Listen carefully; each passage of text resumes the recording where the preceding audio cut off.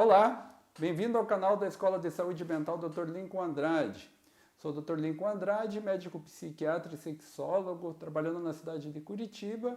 E no vídeo de hoje vou falar para vocês sobre a importância da participação ativa da família no tratamento de uma pessoa com transtorno bipolar.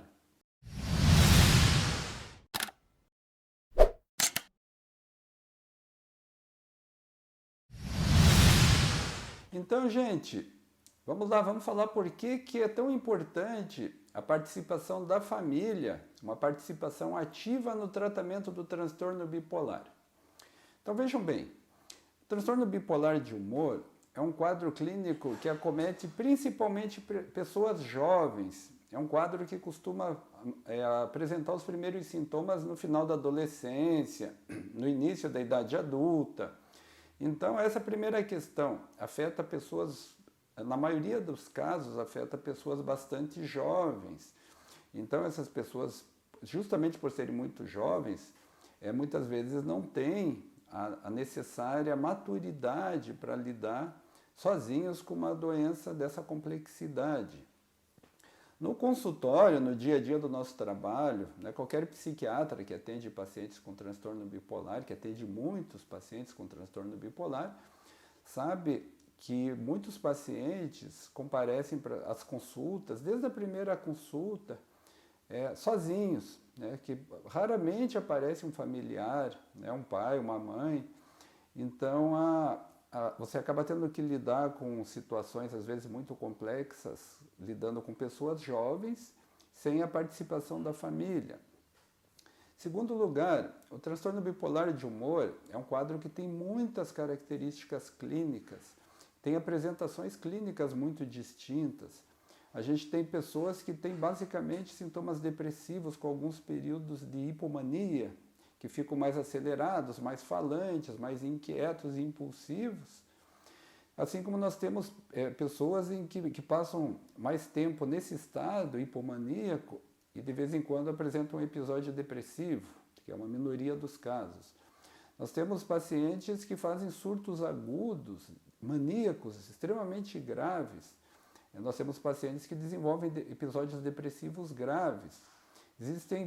Em algum momento da doença, da maioria dos pacientes com transtorno bipolar, vai acontecer uma coisa que a gente chama de episódio misto de doença, onde a pessoa tem ao mesmo tempo sintomas depressivos e sintomas de hipomania ou de mania, determinando apresentações clínicas às vezes bastante graves de sintomas. Então a gente tem aí uma variedade muito grande de apresentações clínicas que confundem o próprio psiquiatra, que fazem com que o diagnóstico seja um diagnóstico que não é fácil de fazer, a não ser que seja um quadro muito evidente, muito claro, que a gente costuma falar assim, apresentação de livro, que está lá nos livros didáticos de psiquiatria, a não ser que seja coisa muito óbvia. Normalmente pode demorar até bastante tempo para fazer esse diagnóstico. Então, é difícil diagnosticar. Uma outra questão importante é assim, não existem exames laboratoriais, não existem exames de imagem que determinem, aqui nós temos um quadro de transtorno bipolar de humor. Todo diagnóstico é baseado em sinais e em sintomas de apresentação da doença. Então, isso faz com que, às vezes, um diagnóstico precise de tempo de observação do paciente para poder ter certeza, principalmente nos casos que são considerados menos graves, mais leves, aquilo que a gente chama de espectro bipolar de humor, que são pacientes que não são bem característicos, cujos sintomas se confundem com outras patologias psiquiátricas e que muitas vezes levam o profissional que tem o bom senso a observar o paciente um certo tempo antes de definir diagnóstico. Uma outra questão importante, os medicamentos estabilizadores de humor não são medicamentos simples, são medicamentos que têm uma certa complexidade, têm um perfil de efeitos colaterais que precisa ser observado, exames laboratoriais que precisam ser pedidos frequentemente. Então, o manejo farmacológico é uma outra coisa que pode ser complexa. Muitos desses medicamentos podem levar a ganho de peso, às vezes é uma certa sedação, uma certa sonolência, pelo menos no início do uso dos medicamentos. Então tem mais essa questão, lembrando que a gente está falando que a maioria dos pacientes que apresentam os primeiros sintomas do transtorno bipolar são pessoas jovens. Então por aí vocês já começam a ter uma noção muito clara da importância de um familiar, de familiares inclusive, participarem do tratamento. Eu costumo dizer que é super importante que o paciente com transtorno bipolar, que ele tenha uma coisa que eu chamo de parceiro de tratamento. Pode ser a mãe, pode ser o pai, pode ser o namorado, desde que exista um vínculo forte, ou a namorada, pode ser o marido, a esposa, claro, um filho, por que não? Mas alguém, pelo menos uma pessoa que esteja ali presente, que participe do tratamento, que compareça às consultas, para que saiba o que está acontecendo, para que possa entender a patologia, que possa entender o que é realmente o transtorno bipolar. E daí aparece na nossa conversa aqui uma coisa extremamente importante, que é algo que a gente chama de psicoeducação para a doença.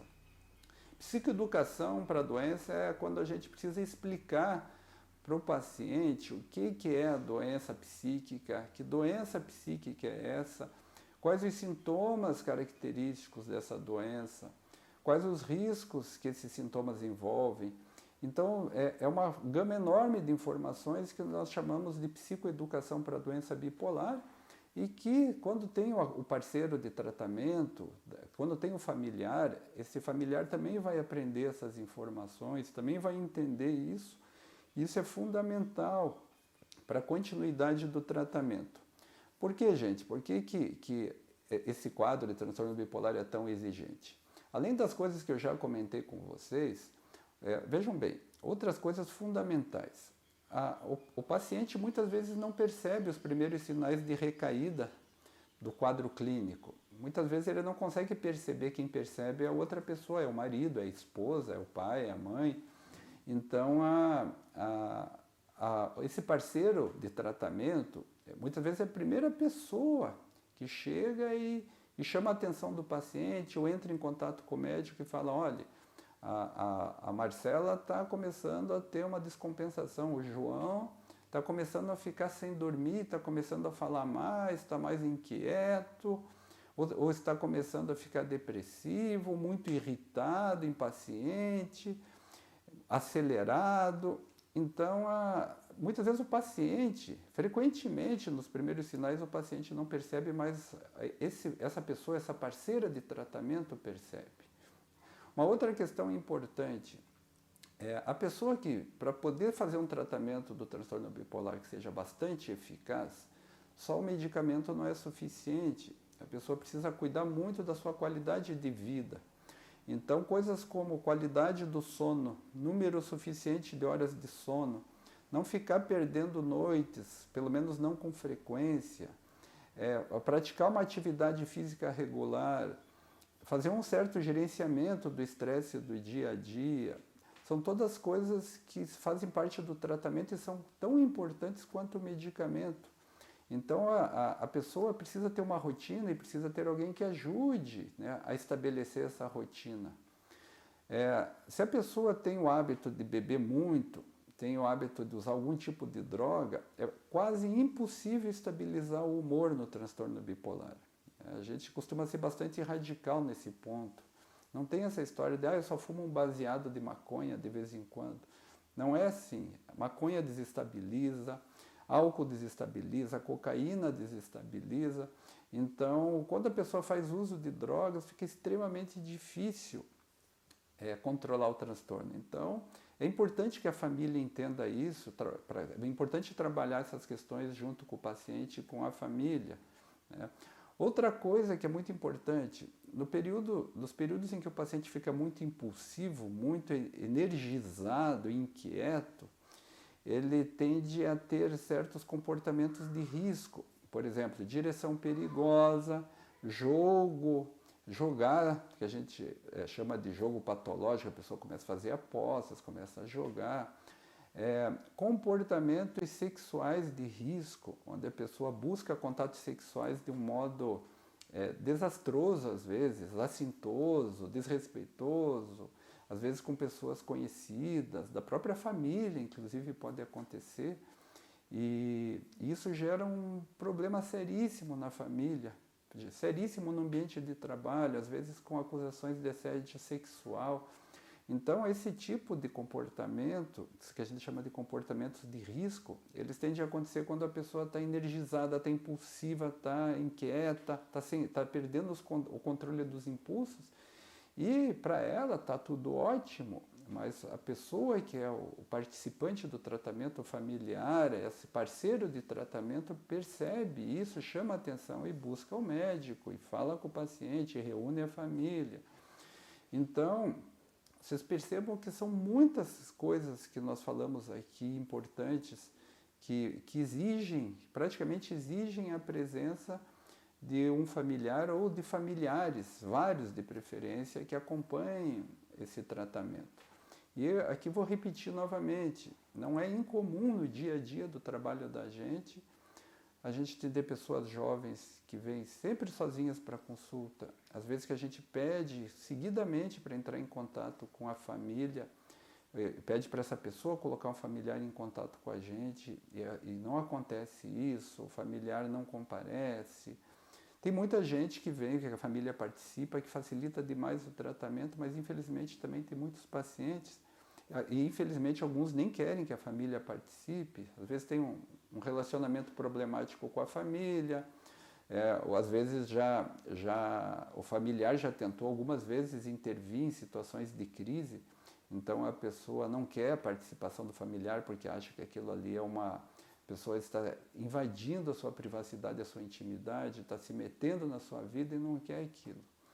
E no final dessa história, quando esse familiar não participa, nós temos um aumento do risco de uso de drogas, de sexo sem proteção, de direção perigosa, de jogo, aumento de risco de suicídio em situações muito graves, pacientes que entram em estados de agudos que exigem internação, que não havia necessidade se aquela descompensação fosse percebida desde o início, pacientes que abandonam o tratamento porque os medicamentos estão trazendo efeitos colaterais, às vezes ganhando peso, às vezes afetando a resposta sexual, às vezes causando sedação e a pessoa abandona o tratamento sem falar com o médico. E aí ninguém sabe que a pessoa abandonou o tratamento e só descobrem isso quando a pessoa faz um surto agudo, entra numa fase de crise grave depressiva, ou hipomaníaca ou maníaca. Então, em resumo, eu tentei aqui trazer num vídeo bastante objetivo e prático a importância de que a família participe do tratamento, a importância de que o paciente que tem transtorno bipolar tenha pelo menos uma pessoa, que eu chamo, repetindo mais uma vez, que eu chamo de parceiro de tratamento, que essa pessoa tenha pelo menos essa pessoa que acompanhe, né, que venha às consultas, ou pelo menos não todas, não necessariamente, mas com uma certa frequência compareça, que procure se informar, que acompanhe o tratamento, que converse com o paciente, e aí com tudo isso, né, com o paciente se tratando corretamente, com o parceiro terapêutico ajudando, uso correto dos medicamentos, o controle da qualidade dos hábitos de vida, todo esse conjunto, né, a educação para a doença, todo esse conjunto de fatores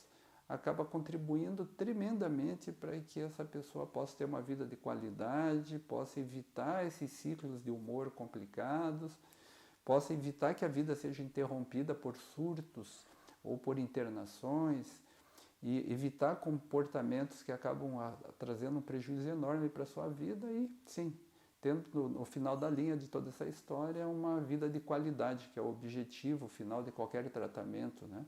Que não é só tratar sintomas, está longe de ser só tratar sintomas. É devolver para a pessoa que está em tratamento a sua qualidade de vida. Ok? Então, o que eu queria trazer sobre esse assunto hoje resumidamente foi isso que eu já comentei agora. Espero que seja muito útil. Se você conhece alguém que tem transtorno bipolar e você acha que esse vídeo seria útil, compartilhe esse vídeo com a pessoa, Se você tem uma pessoa que tem transtorno bipolar de humor e que a pessoa, você sente que ela pode ser beneficiada, compartilhe o vídeo com ela. E se você gosta de assuntos de saúde mental, desenvolvimento pessoal, qualidade de vida, sexologia, se inscreva no canal, clique na sineta para ativar as notificações e me acompanhe aqui toda semana, que eu prometo que quero trazer um vídeo que possa ser útil de alguma maneira, que possa acrescentar algo para a sua qualidade de vida. Ok? Muito obrigado pela atenção e mais uma vez até o próximo vídeo.